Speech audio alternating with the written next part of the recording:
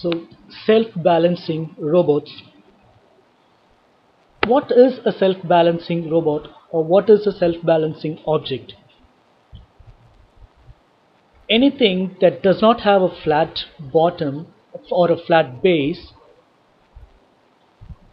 even though, for example, like humans, we can balance ourselves without falling off or tilting over somebody else. By adjusting our balance towards gravity.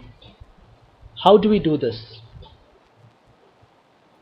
Every living or non-living object has this thing called center of gravity. We all know about this. So to balance ourselves without falling, this center of gravity has to, the force of this center of gravity has to be perpendicular to the surface of the ground. So to fall off, this center of gravity, when it goes away from the perpendicular position or where it is supposed to be, things fall off the ground. How do we correct this? How do we make our robots to stand erect when every time it tries to fall off? So, as I've explained here in this image, the center of gravity or center of mass of our robot is somewhere approximately in the middle where I've shown here. Before going there, we should consider that our robot contains of a platform with two wheels on either side of the platform. So the fall, if in case it happens for our robot, it will be either in the forward direction or in the backward direction. So there is fall in only two directions, and we don't have to worry about falling off in any other directions or somewhere else. So let's come back to the picture. In this picture, in figure B, you can see if the force of gravity or the center of mass, when it moves away from the upright position or the perpendicular position from the ground, it falls off. So to correct it, all we have to do is just move the base of the object or the entire object towards the direction of the fall. In this case, we'll have to rotate the wheels so that the center of gravity regains its position where it will be stable and perpendicular to the surface of the ground. The same thing happens here in figure C, except for that the fall of the robot is in the backward direction. So we have to move or rotate the wheels backwards so that the center of gravity regains its position. See, in the reverse. So to do this, there are more than one techniques that we can use to make a non-living object without falling off. One of the simple techniques which I will be considering here is just by using distance measuring sensors on the platform. Here, as shown in this figure, I have mounted two distance measuring sensors, sensor A and sensor B, on either sides of the platform. These sensors will simultaneously record or measure the distance between the surface of the ground to them.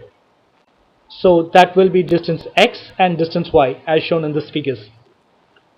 So every time the body of the robot tilts off or tries to fall, one of the sides will be lowered and the other side will go up. So one distance between the sensor and the ground will become shorter, and on the other side it will become larger. So from this we get two different values from sensor A and sensor B. So every time this happens, we can obtain these measurements from the sensors, input them to the microprocessor, and command it to act in such a way that the wheels of the robot is rotated in the direction of the sensor, which records a smaller measurement or a smaller value, which is the direction of the fall, so that it regains its position. So here in this case we can assume the stable position to be when both the distances from the sensors are equal, which means our robot will be in a stable position. Now, practically speaking, we will not be obtaining this position for a long time, but our robot will able to manage itself by balancing between the distances, the maintaining the distance between sensor A and sensor B to the grounds equal, so that it does not fall off.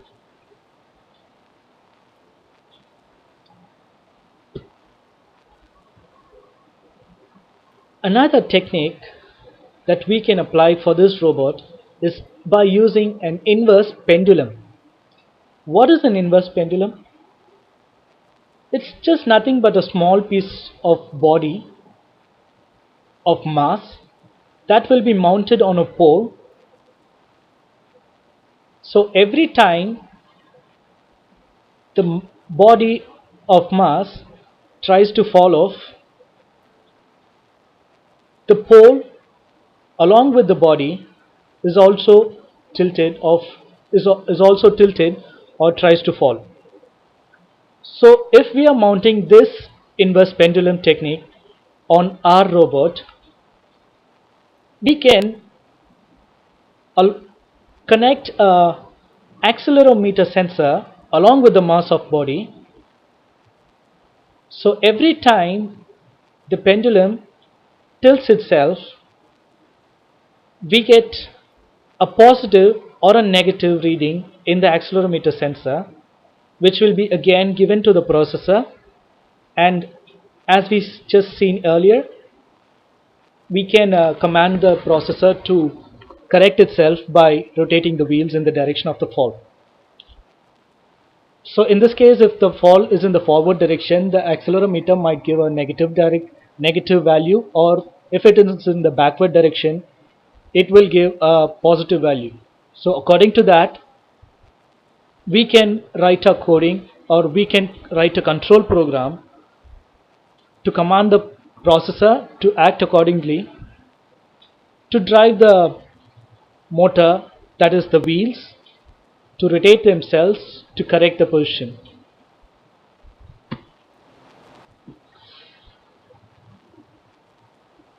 Okay, now this technique is not practical or even theoretically proven that this is possibly going to work. But when I read the topics, the first thing that came to my mind is, why not use an LVDT for this purpose? Because we all know that LVDTs are the concept of how LVDTs work, are linear variable differential transducers. We all know how that works. For just explanation for a minor bit, I've shown in this figure here. So an LVDT, it consists of a nickel iron core that runs in between a primary coil and two secondary coils mounted on either sides of the primary coil. Here now the primary coil will be energized with a voltage source. So every time the every time the core moves in between the coils, we will have a magnetic flux, a variable magnetic flux that induces itself on the secondary coils. So now not without going it into any detail, the LVDT has three states of output, which are null, maximum left, or maximum right. So null state is where the output is 0.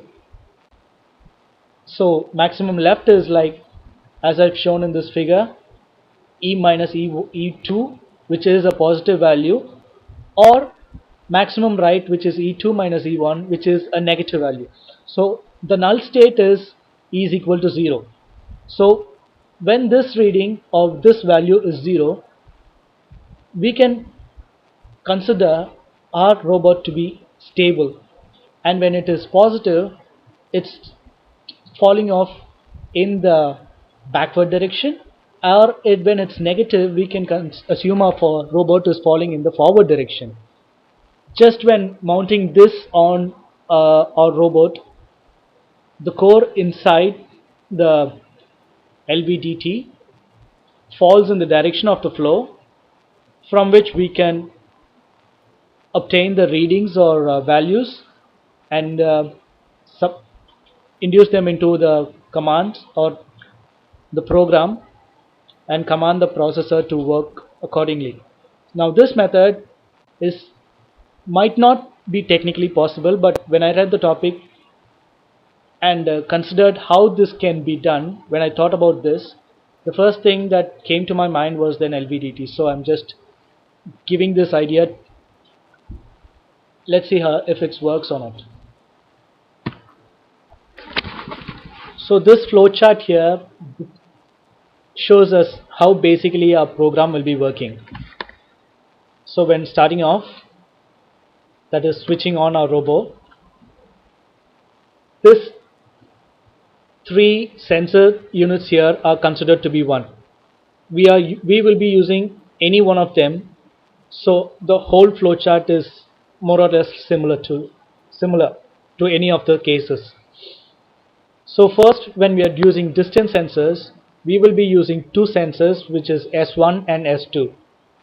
So starting off, if distance in S1 decreases, as you can see, the processor commands the motor driver IC to rotate wheels in the forward direction, and then the program will check if both the inputs are equal. If yes, finish. So it will maintain its stable position.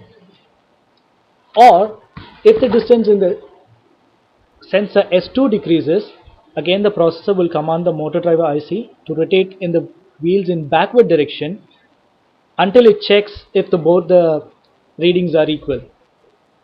The same thing happens with the accelerometer.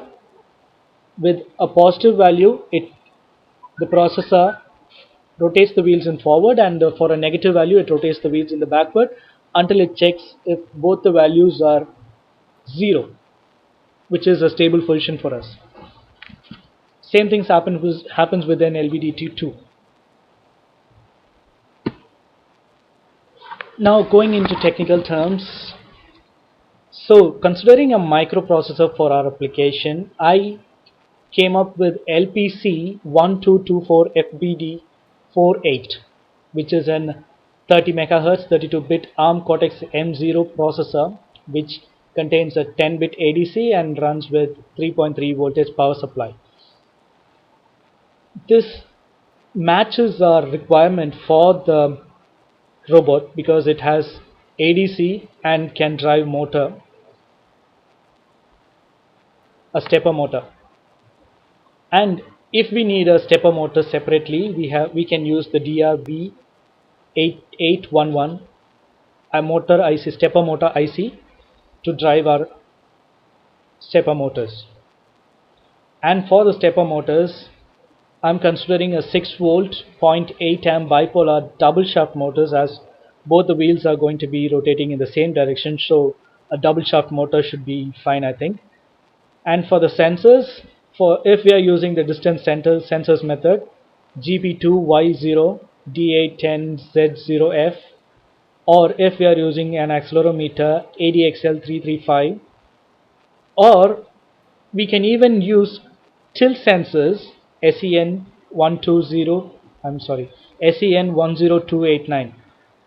These are sensors which are available in the market, which will sense tilting in an object and give out a numerical, a digital or an analog value with which we can program our coding.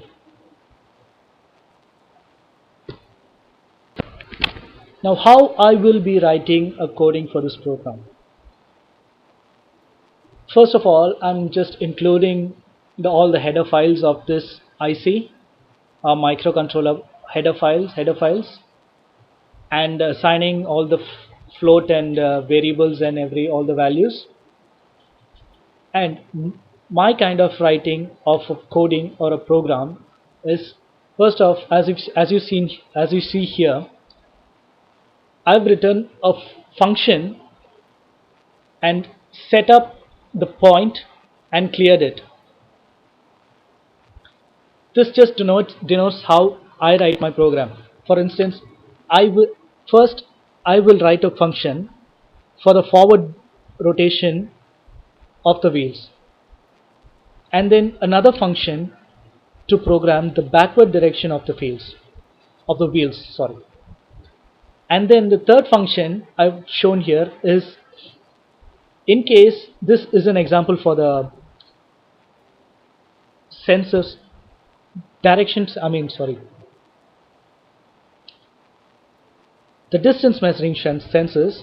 So if S1 is lesser than S2, the forward function is called off, so the wheels rotate in the forward direction. Else if S1 is greater than S2, backward function is called off, so the wheels rotate in the backward direction. And in the main void function, I am enabling the directories, and I am enabling all the ADCs and calling off the main function. Now this program is not entirely executable and it has a few errors and everything, so this is not a working program. But this is how I write my programs, and I believe that this presentation or this video is not about the result of my work, but how I work with the programs and how I work with my doing.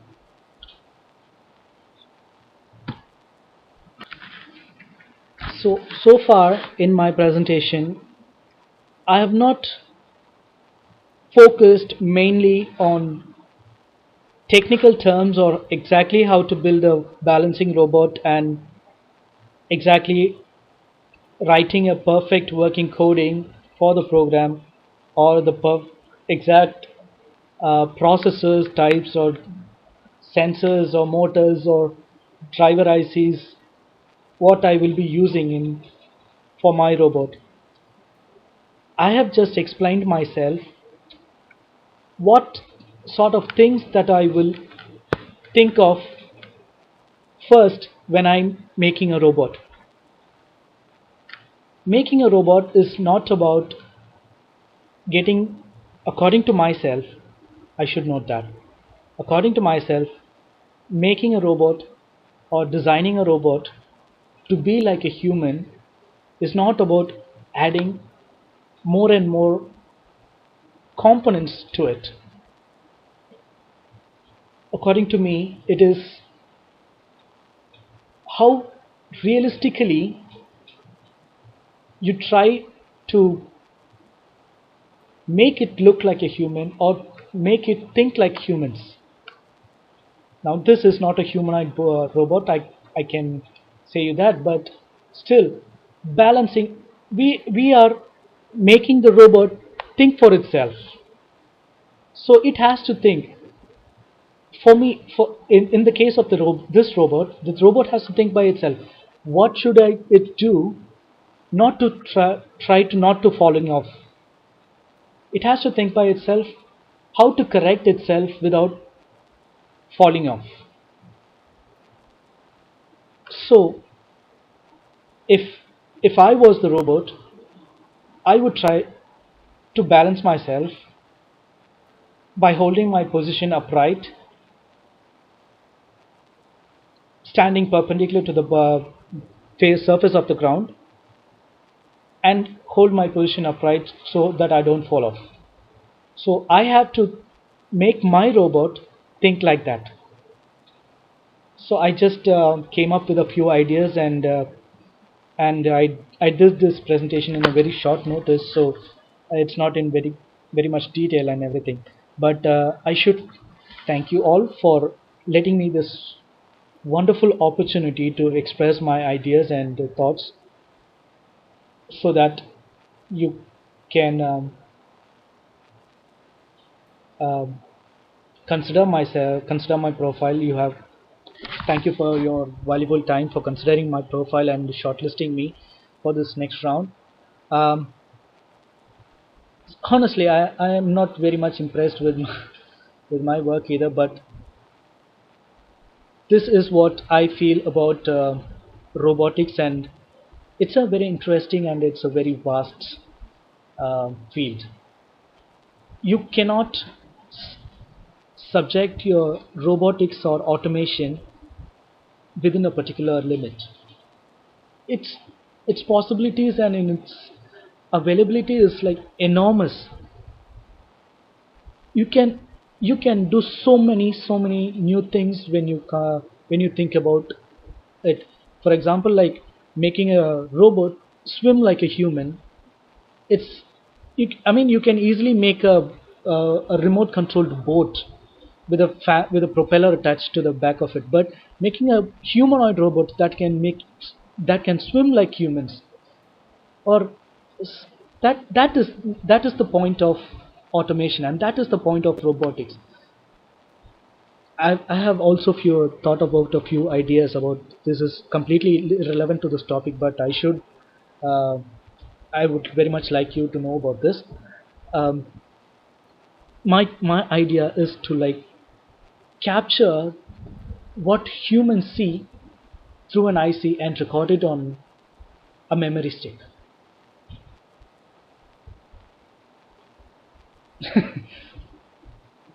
Thank you so much for your valuable time.